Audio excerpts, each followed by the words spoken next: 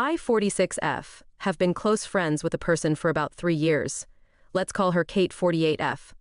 We text or call at least a couple times a week, have lunch, volunteer, have even taken a vacation together. I considered her an honorary sister. Recently, a Category 4 hurricane came through our area, unprecedented devastation. My daughter Sally, 28, her husband Sam, 29, and their son 8, had seen their home and most of their possessions consumed by the river earlier that day. Complete stranger neighbors welcomed them in offering hot beverages and towels to dry off.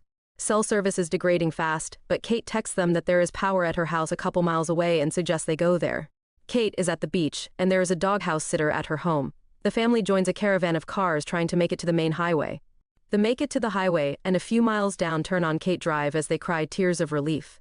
Sam approaches the porch gate, calls out hello, and the dogs come running. He is petting and playing with the pitty from behind the gate, who knows him, and sees him at least weekly, and is clearly not alarmed by him. The sitter, who we shall call Babs, bursts from the dark door and grabs the handle of the gate. She tells him he cannot come in. He says, "Hey, it's me, the guy who you see at least weekly at work. My house was destroyed, and Kate told us to come here."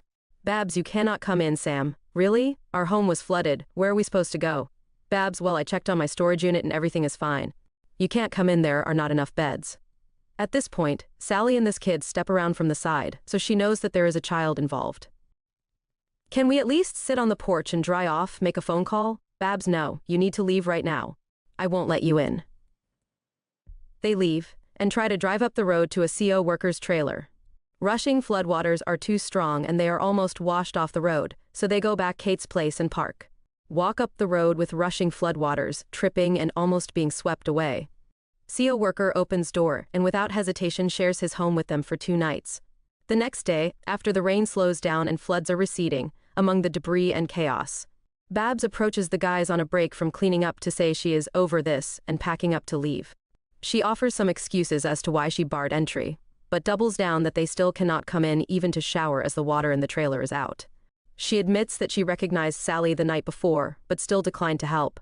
Babs drives off and is gone for 3 hours before returning and locking herself back in Kate's house. The roads to town were washed out. Another night passes, and the next morning Sam, Sally, and my grandson take the risk to drive across the county to my home.